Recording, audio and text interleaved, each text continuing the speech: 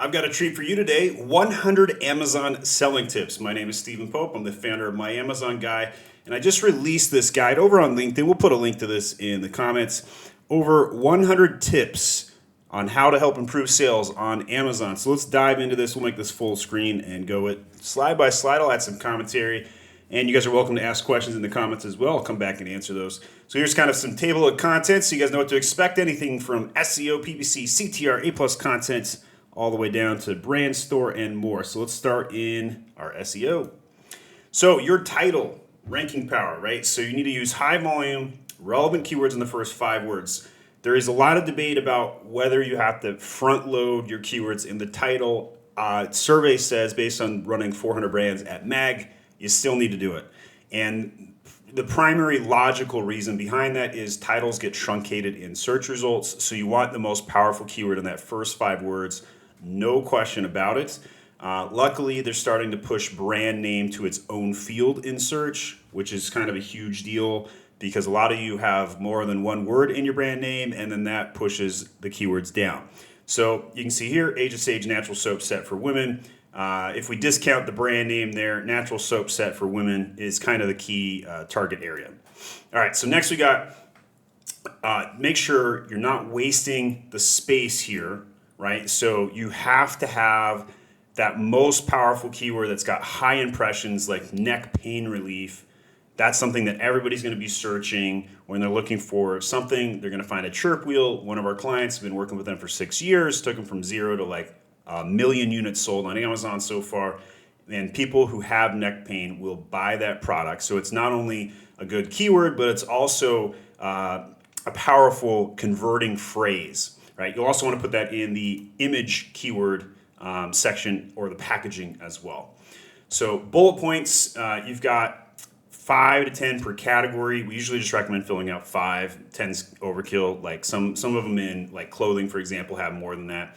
SEO and alt text is for robots, and images are for people. So do not worry about overstuffing keywords. Totally fine to overstuff it. And use the images as a way to speak to the consumer. Now, we have this in SEO phase 2. We call it the keyword update for the pink keyword update. And the reason for that is in our SEO indexing phases, 1 is about ranking or indexing as many keywords as possible. Phase 2 is about incremental ranking. And basically, you're taking words that are already indexing out of the search term field and then entering in new keywords.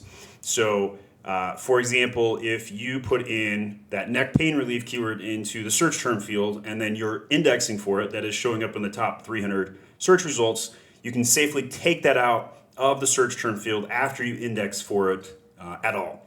And then during SEO phase 3 and 4, we'll go back and look at keywords in the strike zone. So keywords in rank 20 through 50, that's SEO phase 3. You'll then focus on some of those, and even if you took it out in phase 2, you'll put it back in during phase 3. And then in phase 4, you're going to have the search query performance report, and you're going to go in and look at the ICP of your customer sets and look at ICAP rather. You're going to be looking at impressions, clicks, add to carts, and purchases. And in there, you can incrementally rank for additional keywords, gain some CTR, and a bunch of other cool things. So you're basically looking to change the strategy in each SEO phase as this tip here. Backend keywords. So here's some general rules of what the things that you can or shouldn't do. So if the keyword is in the index, you're generally going to avoid it during SEO phase 2, but later in SEO phase 3 and 4, you'll put it back in if you're laser focused and targeting it. So during SEO phase 3, you might only be working on 5 keywords, and you're going to stuff them everywhere. During phase 4, you might only be working on 10 keywords, and you're going to stuff them everywhere. So it just depends on where you're focusing. But you can't put competitor brand names in as a heads up. You can get a product yanked for that. And as many characters that will let you put it in, just chock full, put it in there. All right, so here's a recap. Here's the 4 SEO phases. So we're looking at search term optimization to index keywords in phase 1.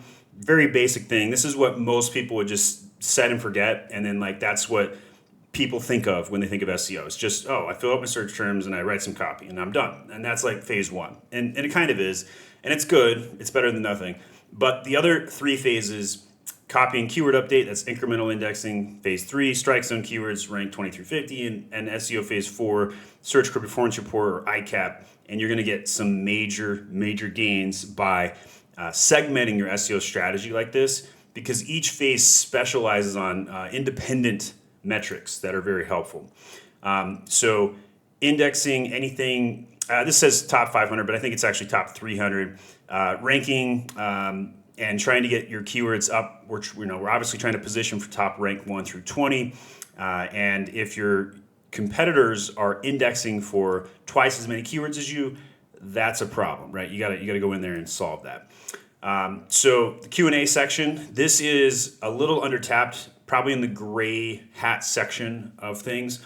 But let's say you're selling a product that has a challenging keyword, right? And one of my favorite examples to use would be like a hemp product. You cannot use the acronym CBD anywhere on your listing. It will get the product yanked.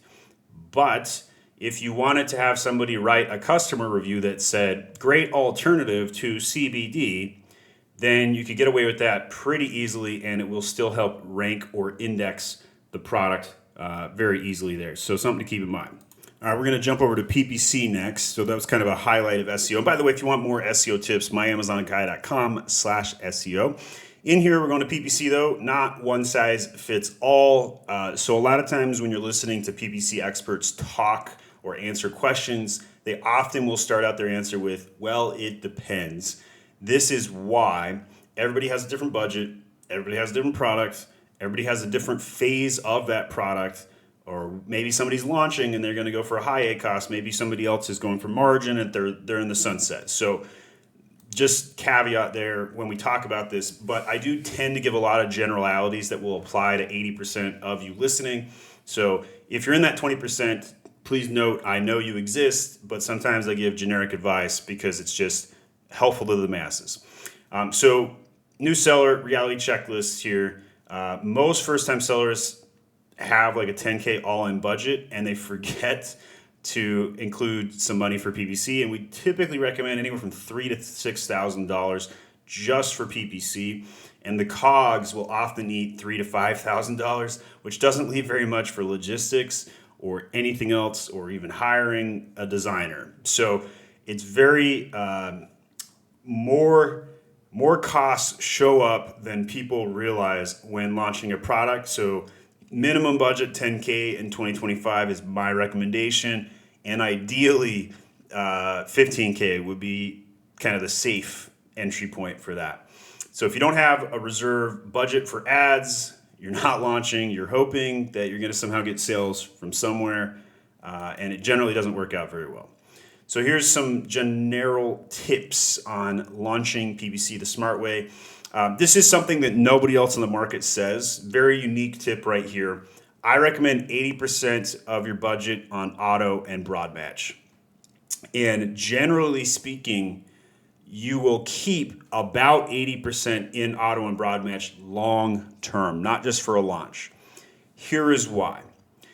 People overbid exact match, which means you could have the same keyword in a broad campaign and the same keyword in exact, and even if the exact converts better, the ACoS will be higher because the bid is higher.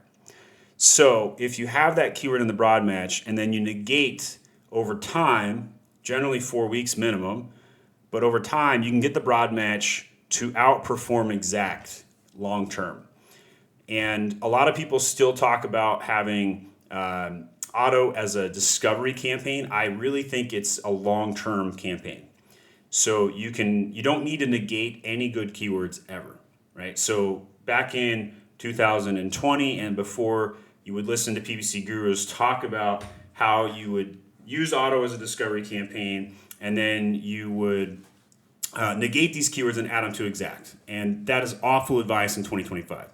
This translates to more clicks, which leads to more sales, makes your budget go farther, and it's just going to be beneficial over that.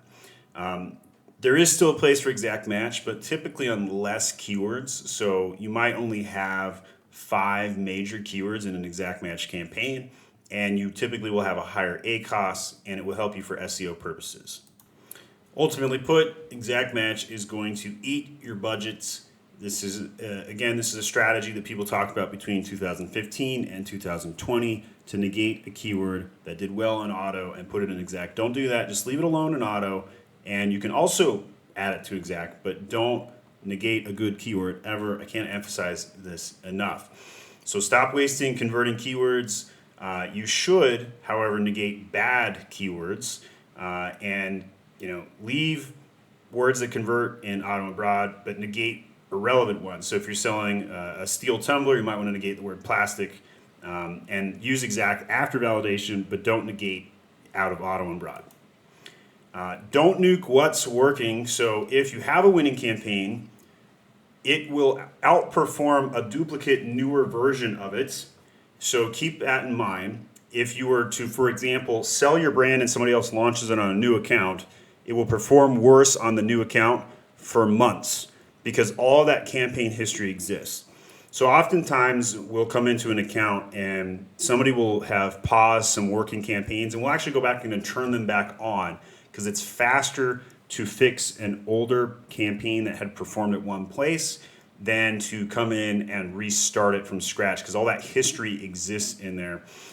It's okay if it's messy, you just slowly optimize it over time. Don't kill it, right? So if you bring in a new PPC expert and they say we got to turn off everything, that's a red flag. Do not pass go. You need to pause that and hire somebody else who will co-opt your current campaigns and fix them over time. Much better ROI than starting from scratch. New seller versus established brand. So new sellers, I highly encourage you to spend most of your time in auto and broad match campaigns, 5 keywords per campaign. Established brands, you're going to go a lot wider, bigger budget, broader structure, diversified campaigns, everything from exact, broad, auto, video, brand, and much, much more. And even display in some instances. DSP also is much bigger today in 2025, much better, and it's stealing some market share from Google, which is probably why Amazon stopped advertising on Google Shopping last week. Your PPC setup should match your budget, experience, and goals. So don't just make a cookie cutter template you saw in some PPC class one time. You really need to structurally sit down and write out what your goal is and what your budget is because it will dictate all of your campaign structure, like bar none. And here's a tip on naming conventions. So if you build campaigns with all of the naming conventions in mind, it will make it significantly easier to understand the goal of that campaign, what its KPIs are going to be, how it's targeting, and it will allow a lot of filtering and segmentation strategies. If you're not an agency, you probably don't do this, but every agency knows this saves countless hours, lots of mess. And bonus tip, you can back up your campaigns and download those at any point in time. Really important, you back up stuff all the time. By the way, guide on how to back up your catalog, myamazon.com/catalog to learn how to back up the catalog as well as your PPC backup. Don't block what you haven't tested. So sometimes people are like, I'm going to add negatives on day one. Probably too early to do that unless you have run similar campaigns. You could co-opt those past negation lists and then duplicate them over, but be careful with that. Manual campaigns done right. Again, start with broad match, graduate to exact, but don't pause the keyword in broad. Leave it there. So not graduate, more like duplicate.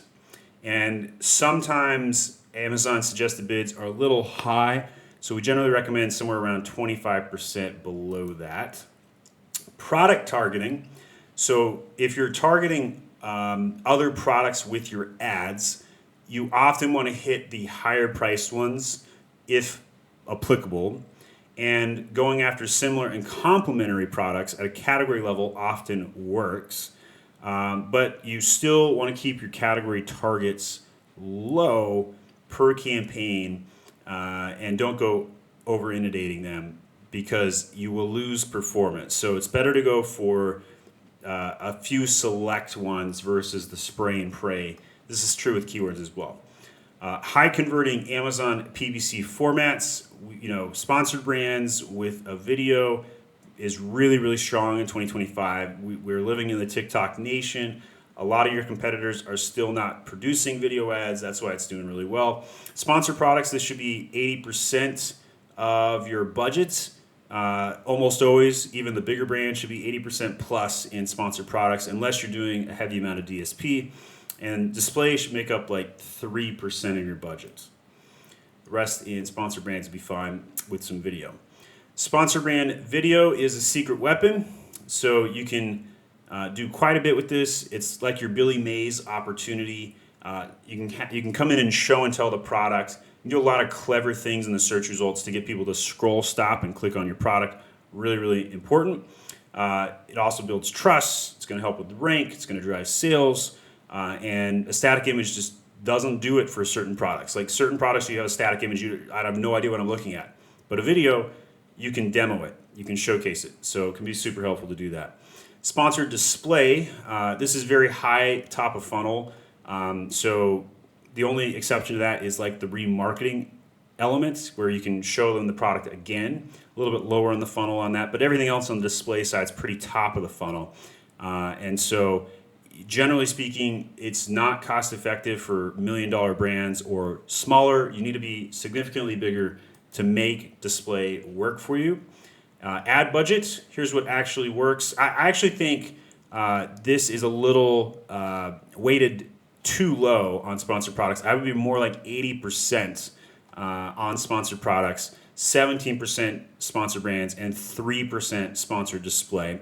I think we're weighted too high. This is probably more of like an enterprise brand on this particular slide. So most brands are going to be 80% sponsored products. All right, let's get to CTR next. Triple your clicks with a killer main image. CTR is the fastest way to grow sales at Amazon, bar none, no question about it. And that's because in less than an hour, you can double your sales. Can't say that about any other tactic selling on Amazon. But by adding a keyword to the main image, by sprucing it up, by adding some packaging, by adding color, a splash, product in use, so many different things you can do to take your CTR from, say, 3% to 9% or triple the clicks in less than an hour of effort. So that's why I'm such a CTR monk or guru. This might be obvious to most of you, but don't use a gray background. You want to be on white typically. Very few exceptions to this. Maybe somebody selling a furniture item might show a room, but gray almost never. Your best data in all of Amazon is in the Search Query Performance Report. You can take a word like home decor and add that to the main image and triple your clicks on that specific keyword. So 1 million people a month look for home decor. If you add that keyword to your main image, you will triple your clicks, you will double your sales overnight for that keyword. May hurt other keywords, may not be great for dishwasher, may not be good for microwave countertop, but you will triple your clicks on that specific keyword. So use that SQP data to your advantage and accordingly. So how do you increase your CTR? Well, add a keyword to the main image, show and tell, made in USA, although FDA is cracking down on that, so be careful. 120 gummies, age 6 to 12. These are the sort of things that make people understand the product inherently without clicking on it. Okay, you're going to use bold, scannable text, so a very big keyword on the packaging. You guys may have seen Thrasio's orange product. They made the word orange and dog cleaner very, very large. But if you display the count, the benefits, the ingredients, it's going to go a long way. Golden ratio, 1 PPC keyword for every 2 organic, and add keywords to A+ contents and the brand story to help rank it to get more clicks as well. Use Amazon data to find winning keywords. So you get the brand analytics, the SQP. You can find what shoppers actually search. Use high ranking keywords in the main image, text overlay, product packaging, listing copy, and more.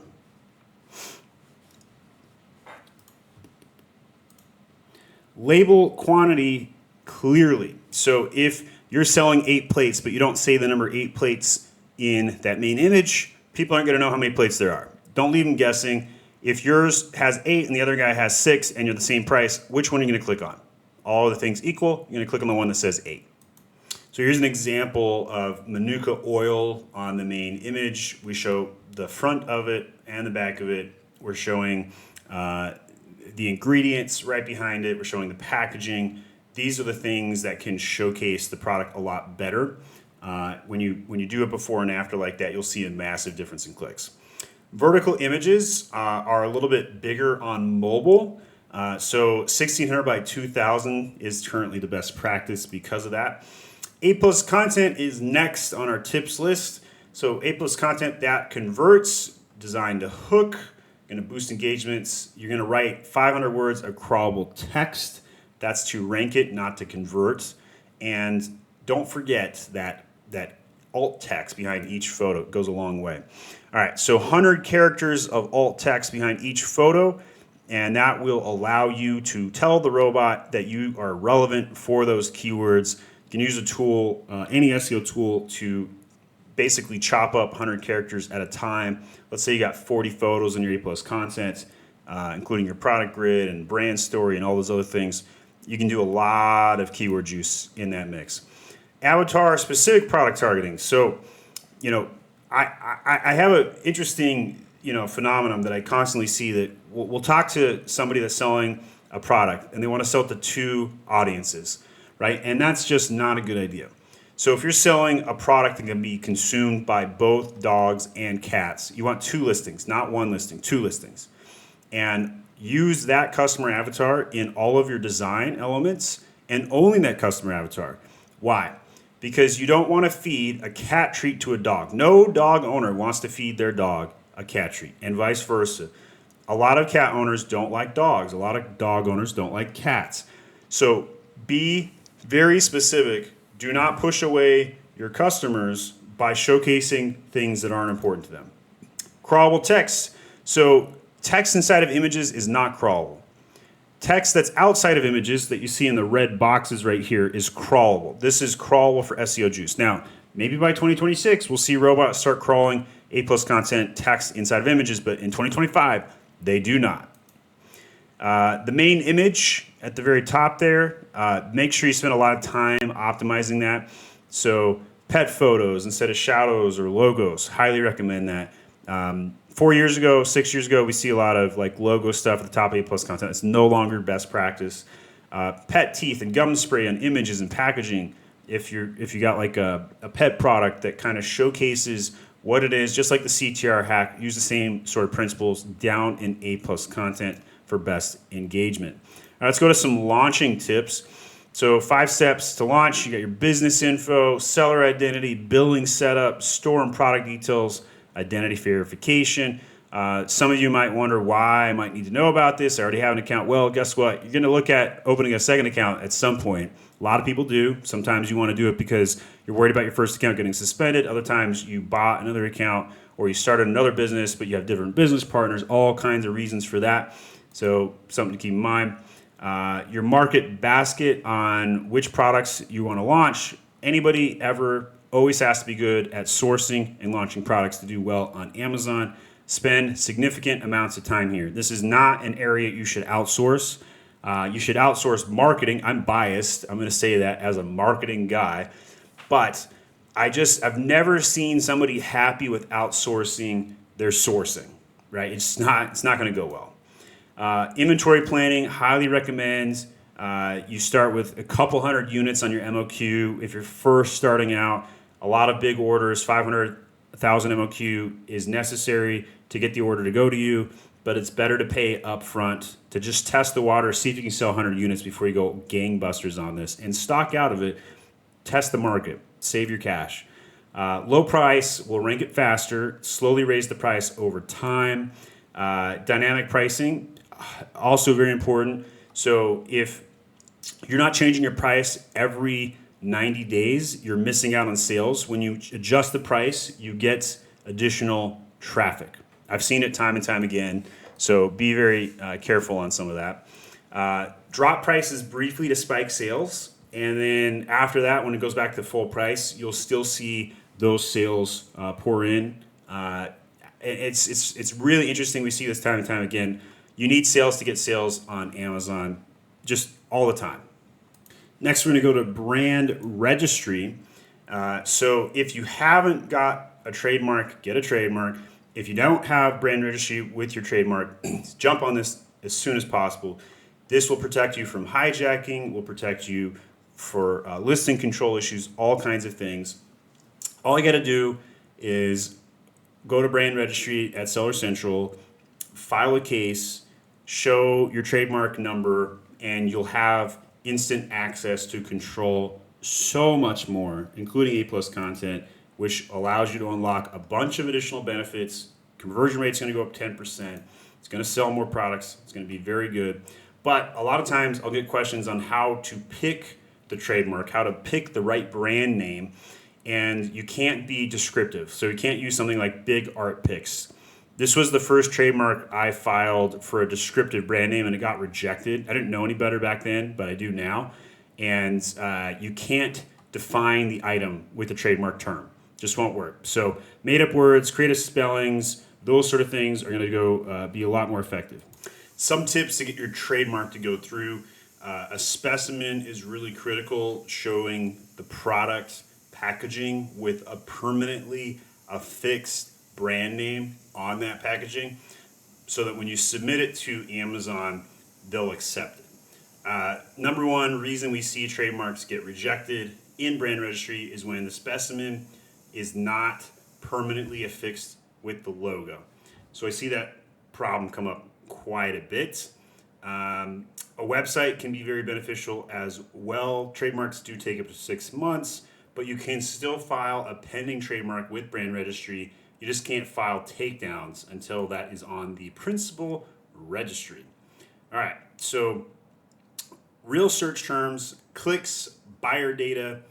These are the sort of things that you're going to get when you have brand analytics from the trademark, and then you can benchmark against competitors, which is really, really helpful. So you get access to that ICAP report, impressions, clicks, add to carts, and purchases, which is really, really helpful in the grand scheme of things. Getting that specimen right, show a real photo showing the brand name. So like, take your cell phone out, take a picture of it, make sure you show the logo permanently affixed. So I got this nice frozen-ish Coke bottle right here, and if I was going to file Coca-Cola as a trademark, I would have the full brand name permanently affixed right there, so Amazon could see, yes, I've affixed that to the product. I can't just use a sticker. That won't work in 2025. And no mock-ups, no Photoshop, just take a cell phone photo. If you file with intent to use, you will have to refile more paperwork later, and it will delay filing brand registry. So I often will suggest people just throw it up on a website to say it's for sale, taking pre-orders to get around that. Word marks typically better for Amazon. A logo mark can be misinterpreted by Amazon, and so that's why I recommend a word mark over a trademark. Over a logo mark. Approval odds. So principal registry is the only sure way to get your brand registry. So if the USPTO does an office action, make sure you respond to that very quickly. Here are some trademark tips. Brand names that are easy to remember, like Dude Wipes, way better than a really, crazy name that doesn't mean anything, right? So simple is typically better. However, Dude Wipes is descriptive, so not sure how they got their trademark to go through, to be totally honest. But after you've been selling a while, it will. Search the USPTO before you file a trademark, and typically the lawyer that you hire will do that for you. Make sure that's part of the service. We actually do that for free, by the way, at myamazonguy.com/trademark.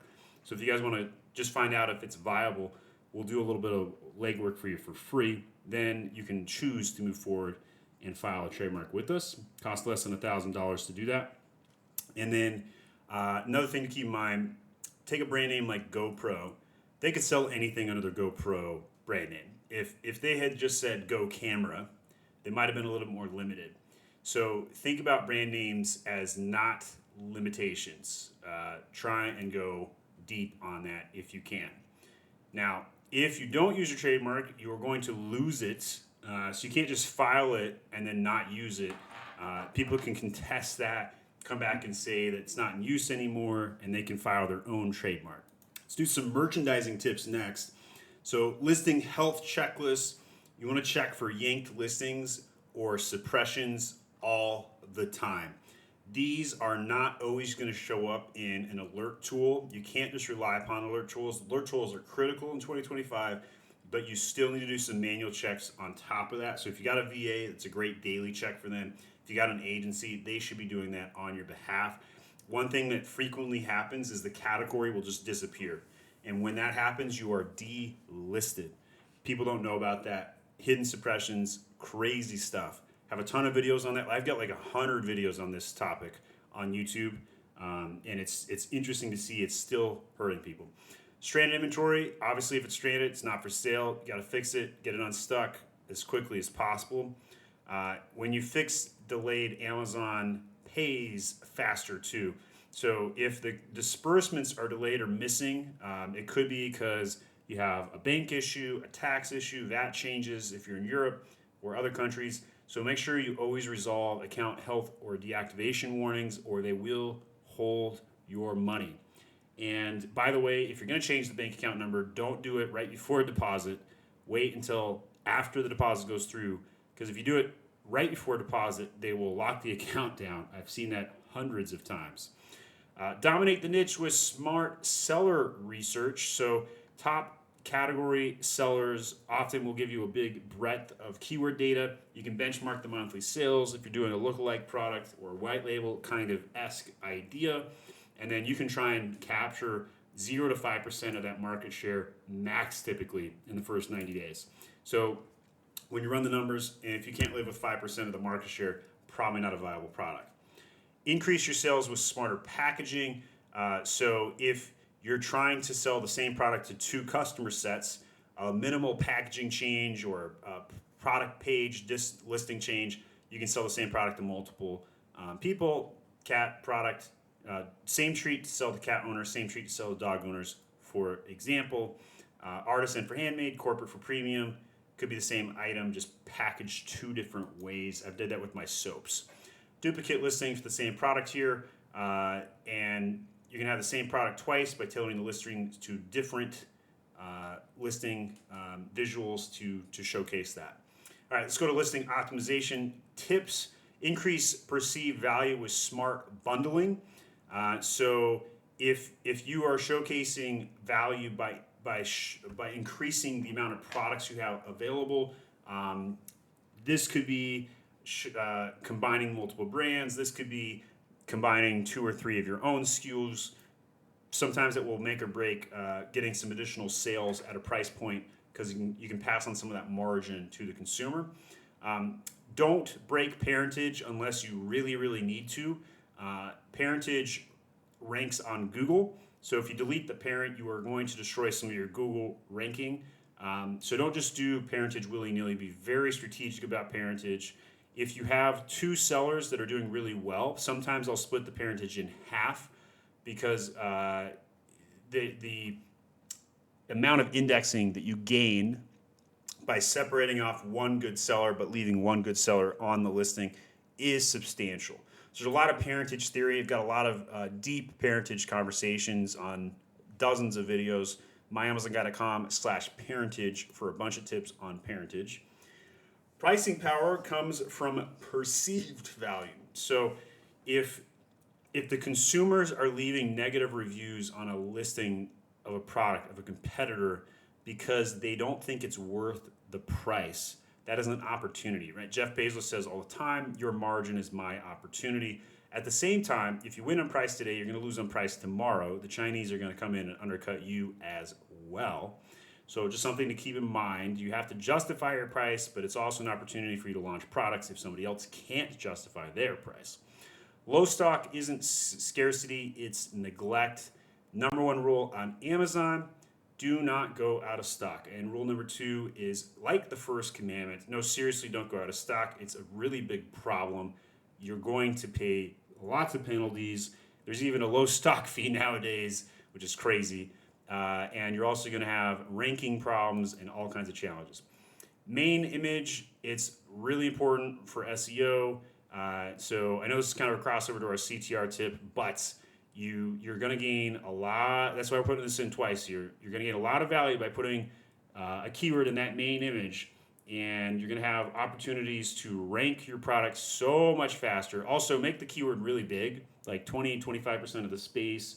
Focus on search terms, not branding. Way more important to focus on smudge sticks versus the Age of Sage element. Some design Amazon tips: stop guessing, start testing. We do recommend using a tool such as Clickthrough. We do have 50% off your first test at myamazonguy.com/Clickthrough, something you guys can consider. And you're going to be able to figure out what consumers want a lot faster if you do it that way. Instantly readable text in your designs, really important. This is going to be true for both the main image and the secondary images. If they can't read it, they're not going to click it. Pretty self-explanatory, right? Front end text readability equals click. So 3-pack socks, compression. People are going to read it in that order based on the size, where the eyes go. So if people can't read it, they're not going to click it. Second time I've said that. A+ content strategy, visual variety, keep it consistent, tell a brand story, test before you publish, educate, don't just sell, optimize for search, keep it updated, and address objections. Super straightforward on some of that stuff. Technical design requirements. This is the less straightforward. Sharp images, JPEG, PNG, or static GIFs, 72 DPI minimum. Ditch image text as much as possible. Use alt text wherever possible. Max 100 characters for SEO wins. Keep written content at about 500 to 400 words of crawlable text. Amazon will index it, and obey Amazon's unlimited, never-ending, changing, never changing, always changing content policies as well, with a list of all the banned keywords, which we have at my Amazon Guy. I'm not sure where that resource is, however, so you may need to email podcast@myamazonguy.com to find that particular resource. Reviews and customer service Amazon tips. Use product inserts to reduce returns. Don't ask for reviews, though.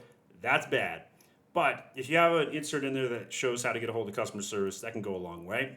Test it like a buyer, fix it like a pro, right? So if you buy your own product and let's say you're selling a hot sauce, and Amazon just got rid of prep work, starting January 1st, 2026, you can no longer pay Amazon to do prep work. But 7 years ago, I launched a hot sauce on Amazon, and I paid Amazon to do the prep work. And lo and behold, they do the bubble wrap, they put on the effing SKU, and then they shipped it out in padded envelopes. For crying out loud, padded envelopes with 5-pound glass bottle. So when I bought it myself, I could understand it a lot better, and very, very telling. If you understand what your consumers experience, you're going to fix it a lot faster. Return thresholds, something to keep in mind. If it's under 10%, you're doing great. Over 10%, probably need to monitor it. But there are some red areas, certain categories. You're hitting that 15% mark, you're in trouble, because those return rates are getting penalized. High returns are now getting fees from Amazon. Something you don't hear a lot of people talk about is the NCX rate. And this is a great early warning indicator that you have a problem with your product. So sometimes people will have inventory checked into the wrong FN SKU. You'll see a high return rate, a lot of complaints. The NCX report will confirm this data to you. It will show you customer comments on why they placed the return.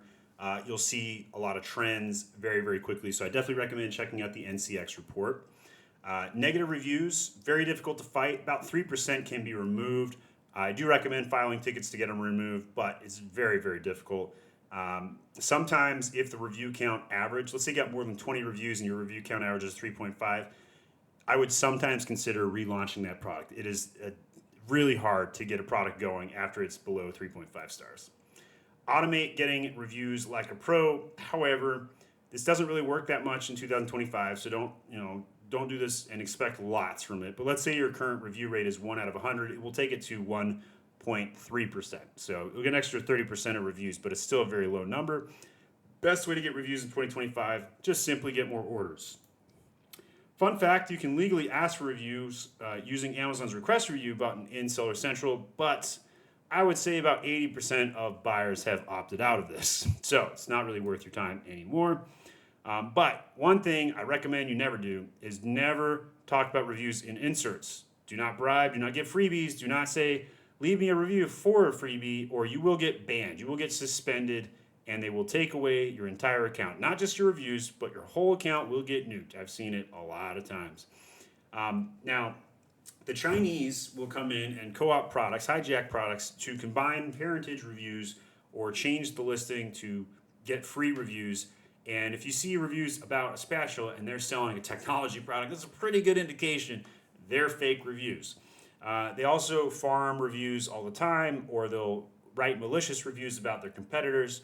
All of this is happening. Nothing you can do about it. Amazon doesn't give a shit, unfortunately.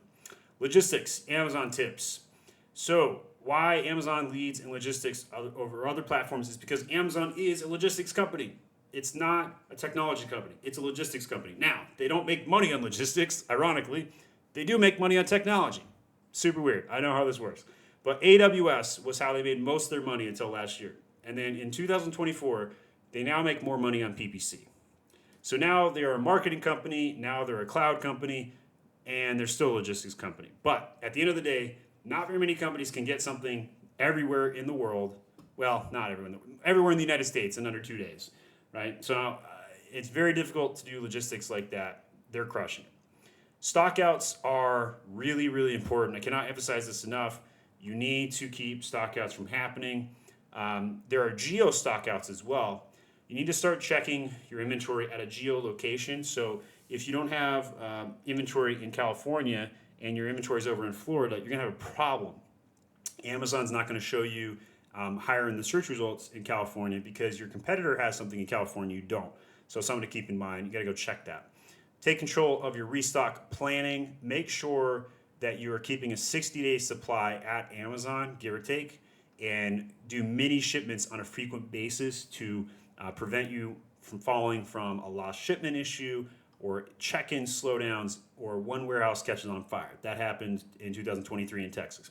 Choose the right products for FBA. So compact items, profitable products that fit Amazon's standard tier is going to be easier. Now, having said that, if you solve the bigger fat stuff, you will have a moat that other people avoid. So anytime you solve a problem everybody else is avoiding, that becomes a business advantage. So choose your path. It is hard though.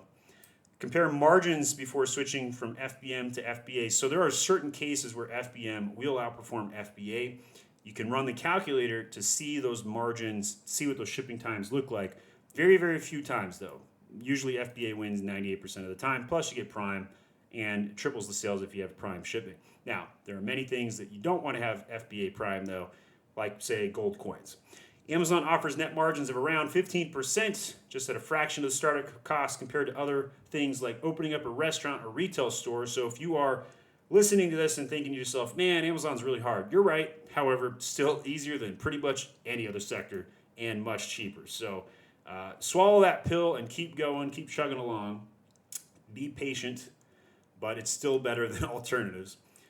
You can cut shipping costs with some supply chain moves. Shrink your box, for example. You can negotiate with your suppliers through sourcing correctly an FOB from China over to the United States. You can also split your shipments to multiple warehouses. A lot of things you can do on that. Choose the right fulfillment strategy for long-term scalability. So sometimes it makes sense to launch the product from your own warehouse and use SFP. But it is very difficult and you have to be open on Saturdays and ship. Not very many people want to do that. So very, very difficult, but it can work. And the other thing you want to keep in mind is don't just sell on Amazon. You can also sell on Shopify, Walmart, and you can use Amazon's FBA facilities to ship it if you want. Amazon brand store tips. So you can optimize your brand store for Google visibility with a meta description. This is a tip I've never seen anybody else ever talk about, and it always blows my mind because it's a really good one. But inside of the store description is the meta description section. Now, if your store is already live, you can still go back and edit this. It will instantly publish to Google and show up in search results for the meta description. If you don't know what a meta description is, it's basically you telling the robots what the page is about. So if you haven't fit this in, nobody's going to find your store on search results unless they type in the brand name. So if you type in the brand name, you'll probably find it. But if you want your brand store to rank for bath bombs and you don't have that in the meta description, it will not unless you go in and add it. So very important, highly recommend it. It will help you with AI ranking as well. Navigation in your side of your brand store. So it's like a website. Have a drop down, have categories, separate your products out, help people understand which section they should go to, depending on what kind of buyer they are, goes a long way. Now, there is a difference between a brand store and a storefront. Subtle. Brand store is what most people are going to today in 2025. Storefront is the seller profile page. The brand store is the brand registered page and the brand name when they click on it from the product display page. Things that you should include on your brand store: video or a GIF, multiple landing pages, sub pages to group like products, the follow page button, I think is default, could be wrong on that. Preview this on both desktop and mobile though, because it looks drastically different between the two. Sometimes you have to load different images for mobile. They do allow you to do that now.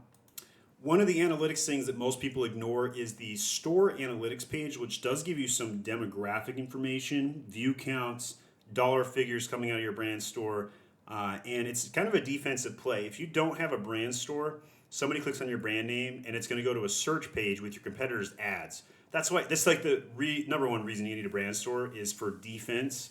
Otherwise, you're going to be losing sales, bleeding them out to the competitors. But the analytics are pretty cool. You can also run experiments and have A/B testing brand stores, or have a store that goes live for Valentine's Day or Labor Day weekend or a sale. Just so you guys know, you can run multiple types of stores these days. Barely anybody does it though. All right. You got other questions, you want help, you need coaching, you got a question for me, scan this QR code, we'll help you out. And you can also go to myamazonguy.com/coaching for real-time, on-demand coaching anytime. I also have thousands of videos. Hit that subscribe button, as well as hundreds of other graphics and tips that we've published at myamazonguy.com/tips. And you can keep clicking the button for more tips. So if you need to just have one tip a day, what a great way to do it. Or come back here every day, because we publish a video every day on the My Amazon Guy YouTube channel. All right, if you guys like more videos like this, feel free to add a comment. Let me know what you guys want. We'll shoot some content around it. Have a good one.